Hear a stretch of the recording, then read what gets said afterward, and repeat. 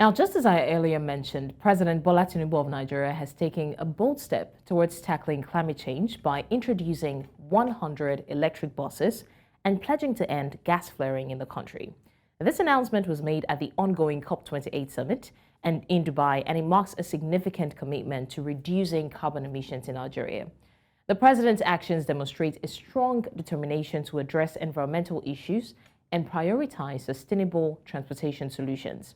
His leadership in this area sets a positive example for other countries and reinforces the importance of taking decisive action to combat climate change. But it's not just enough to, make the intentions. We're going to have to see how to see through that these actions are actually brought to fruition. The president spoke at a high-level meeting with stakeholders and investors on the Nigeria carbon market and the electric buses rollout program on Saturday.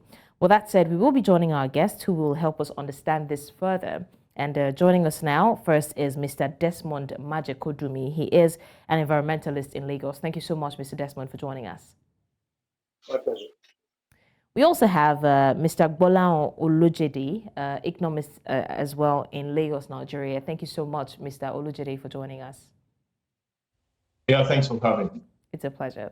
Now, gentlemen, we have heard the president's plan to introduce 100 electric buses in Nigeria, to reduce gas flaring as a means of tackling climate change.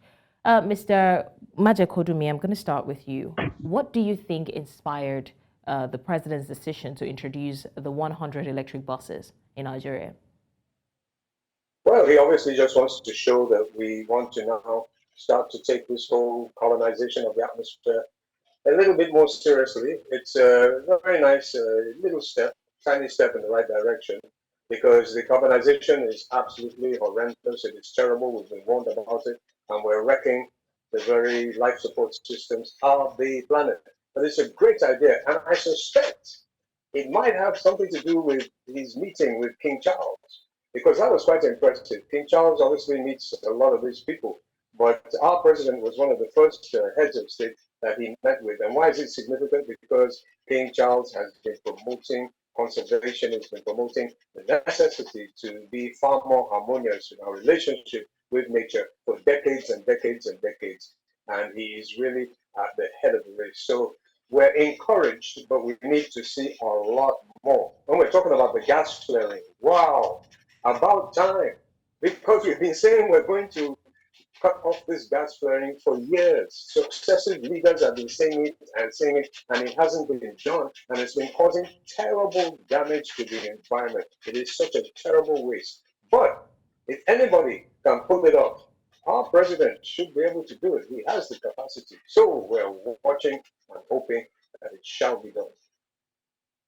All right, Mr. Majekodunmi, now we've heard of his plans, but we don't know exactly how he plans to put this in motion to implement the end of gas flaring in Nigeria. It's easy, they said talk is cheap, but what measures do you think he can put in place to ensure that this is actualized?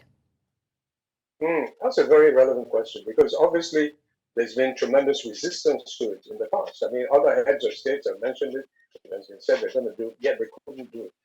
Part of the problem is the economics. It hasn't been particularly economically viable. And the people who are doing all these extractions, they're doing it not as a social service, even though it does provide some services to us. They're doing it for economic gain. And we need to emphasize to them that it is not justifiable in any way whatsoever. Whatever amount of money you can make from the gas flaring, the despoliation of the environment, the contamination of various life systems there are not justifiable, whatever the gain. And I think that Mr. President can come down with the heavy stick and, just massive fines. He has that authority. He can introduce massive fines if you continue your gas flaring. It's going to cost you so much. And obviously, this is the language that these people understand. If it's money matter and losing money, they will do it. So that's what he has to do. But it has to be done very, very firmly, no exceptions. Stop the gas flaring. And then, a little bit of innovation, they can convert the gas to useful purposes anyway. It's a natural gas, but it's unacceptable. He should have stopped a long time ago. And I'm so glad he's made this promise. They have absolutely no justification to be pouring this stuff out into our atmosphere. Totally unacceptable. Right. Now, there is no doubt that with a new initiative, sometimes there's always, challenges, whether pushbacks or, infrastructural challenges or lack of resources to actualize these plans. What challenges can we anticipate in transitioning to electric transportation? Electric transportation could be challenging depending on the routes they want to take. And it is not going to be easy at all. It's more or less symbolic at this stage because the major issue when you have these electric vehicles is recharging them. You know, how many recharge stations will be available? And, how soon will they be made available? So there's a huge problem there in recharging. However, if they explore some of the latest technology, and it's moving very, very rapidly. There are now photovoltaic solar panels that have been produced that are far more efficient. And if you cover the roof of your bus with these panels, as well as there's some panels with transparent windows that are also photovoltaic, that is, they absorb the sunlight and produce electricity.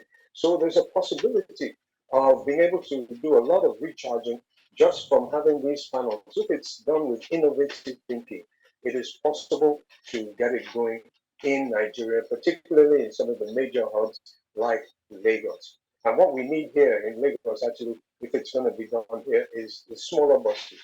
Because a bunch of those smaller buses that can be zooming around will be very, very helpful. Just the other day, I saw an electric, what do they call this, keke marwa, these little tricycles. And that, they said that could go almost all day on the charge that they have. So it's something that needs to be pursued, and the challenges can be overcome because we are innovative people, and the damage this stuff is causing is horrendous. That's why they're doing the COP meeting.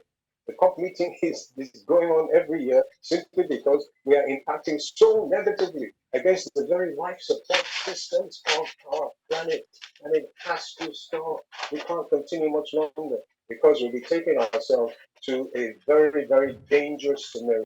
In fact, described by the Secretary General of the United Nations, a suicidal scenario because nature fights back.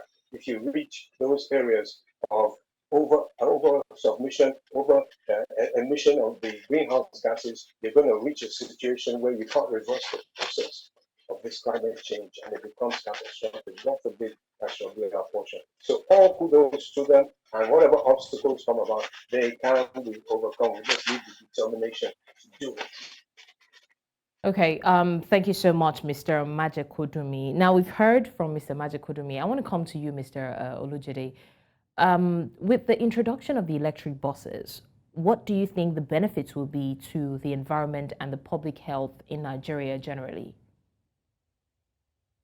Well, of course, by virtue of the electric cars, it means that all those emissions that will have gone into the atmosphere via fossil fuel equivalent, but that same transportation that the electric vehicles will be taking, we have saved all those emissions. So it is purer air for us and healthier people generally. It also means that the effect on the climate is something that will be moderated by those electric vehicles rather than fossil fuel powered vehicles that we're used to. Okay. Also, Mr. Olojede, what role do you see Nigeria playing in the global effort? Now, we've seen what the benefits of these electric buses will be in Nigeria in terms of environment and public health. But on a global level, on the global stage, what role do you see Nigeria as a country playing to combat climate change? Okay, Nigeria can choose to be an advocate and a frontliner when it comes to the promotion of gas as an energy of transition. Nigeria has been an oil country, even though we have more gas than oil. And now that fossil fuel is facing serious, campaign against its use. And gas, which we also have in abundance, is being put forward as the energy of transition. This is the time for Nigeria to step into that space and also be an advocate of gas as an energy of transition. Also, we can begin to take an incursion into the areas of renewables as well as petrochemical. So, because eventually, by the time this fossil fuel campaign takes full stage and fossil fuel is being pushed to the back, petrochemicals will always be there. So this is the time for Nigeria to begin to position itself for petrochemicals. Petrochemicals have scaled the hurdles against fossil fuel. So while there are concerns about how fossil fuel affect the climate and the rest of it, interestingly, petrochemicals scale that hurdle.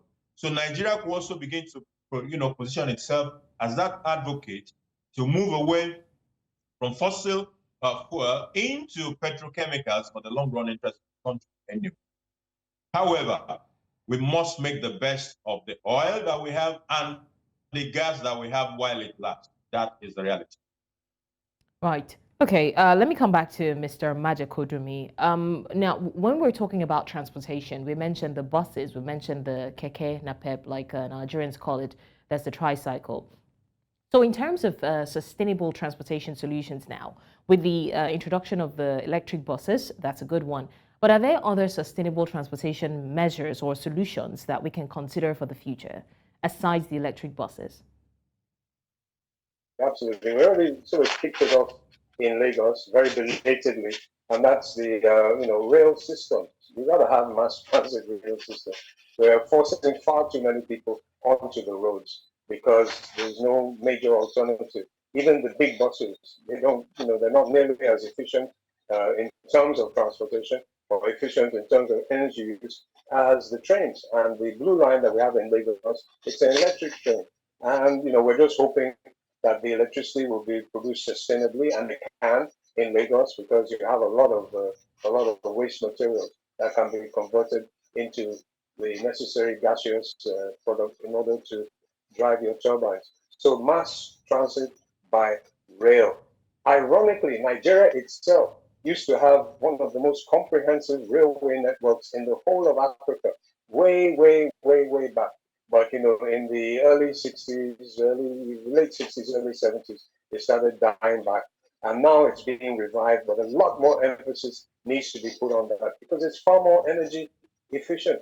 So in terms of transportation anyway, that can be done. You can get the railways, get the trains back on the system, back in the tracks, and get them running with renewable electricity. So yeah, that's a good way to go. And as my brother said on the other side, it's not a lose-lose situation because the petrochemical industry can continue. It requires, in fact, it's far more important to use the fossil fuels for the chemicals than to just burn it, because burning it is, it's totally, it's a non-brainer. It's not sustainable. You're going to run out of it anyway. You're going to run out of something that has far more important use than just producing energy, because there's a lot of other alternatives. Nigeria is blessed with tremendous alternatives, loads of sunshine, that is, you get the light, you get the heat, you have the wind, you have lots of alternatives. So burning it is just, utter foolishness, and it's unjustifiable. How can you justify burning something that kills around 5 million people every year, and then at the same time is polluting the atmosphere on a massive scale, driving the whole Earth system to a point where it shall not be able to give us the kind of weather that we need for our survival? Because it's not just us, it's all the plant life and everything else is relying on a fairly stable weather pattern. Massive, massive floods when the oceans rise because of the global heating. Can you imagine the terrible devastation for all the coastal areas? And we have low-lying coastal areas. How are you going to really keep back the desert if the area gets hotter and hotter and drier? So it's a no-brainer. There's no, how do you justify it? You can't, because of the profit. Sometimes you have to sort of ease back on the profit if it's going to affect people's lives and livelihood. And I believe that we are up to it. And the good news is that we've got to come together and do this. It's a global problem. It's not just for Nigeria. The whole world has to come together and solve this issue. Remember, Secretary General of the United Nations said, mankind is waging war against nature, and this is suicidal. We don't want to behave in a suicidal manner. It's not acceptable. Exactly. This indeed is a global problem. Mr. Olojede, do you think that with this initiative, support is needed from the international community to achieve our environmental goals as a country?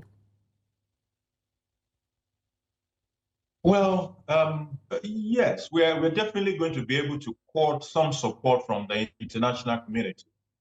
But I believe that while we do that on one side, we should also, on our side, begin to look inwards to little things that we can do. If you still go to the Niger Delta today, the kind of things that are happening there is unbelievable. So it's not just going to be enough for us to ask other people to come and help us when it comes to matters of fossil fuel and the pollution of the environment. There's also a need for us to look inwards and see what we can do on our own part. The way illegal oil and gas activities pervade the entire South, it's not acceptable. As a matter of fact, we're going to have a challenge with cutting some of the funds because our own practices, it's not an encouragement. It doesn't encourage the provider of those funds. It's as if you just give them funds and then they have this funny attitude about the environment in itself. So it's a combination of the two sides. We as a country must reform some of the way we do things as far as oil and gas is concerned, while we'll continue to call the support from the international community.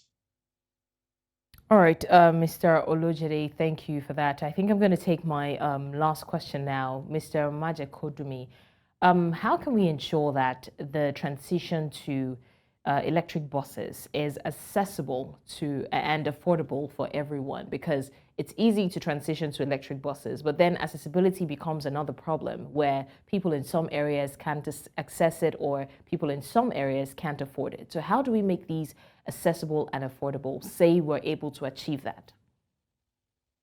Good question. Yeah, well, I think electric transport could somehow be a proposition that can be acceptable by some of the funding that is available for climate adaptation and mitigation. The Ecological Fund has a considerable amount of money, and from what we've seen in the past, this money has not been deployed as effectively as it could have. This is just the raw, bare facts. So it could possibly qualify for some of that. And as a brother on the other side, he said, there is money available from the international communities. They owe us a lot. And I think we're working very, very hard to bring down some of those funds. And now that there's some NGOs on the Climate Change Commission in Nigeria who can also be a watchdog, it might be easier to extract some of those funds and deploy those as well. Not just for 100 buses. We need at least 1,000 of those buses ASAP, and hopefully we'll start producing them locally as well. It can be done. The funds are there, but they need to be made available for the purpose, and it needs to be available for the use of the masses. Definitely, it is doable because it has to be done. We can't just be sitting. I'm watching this type of terrible desecration of the atmosphere going on. It's killing people. It's poisoning children, particularly because children breathe a lot more. They're taking a lot more air, and the kind of cases that we're seeing now, as cases of lung infection and so on and cancer, it's totally unacceptable. So it has to be done. The funds can be made available. All right. A very big thank you to you, gentlemen, for joining us. Thanks to Mr. Desmond Majekodunmi, an environmentalist in Lagos. And of course, a big thank you to Mr. Gbolahan Olojede, who is an economist in Lagos as well. We appreciate your time with us on the show. Yeah, thanks for having me. It's a pleasure. Thank you.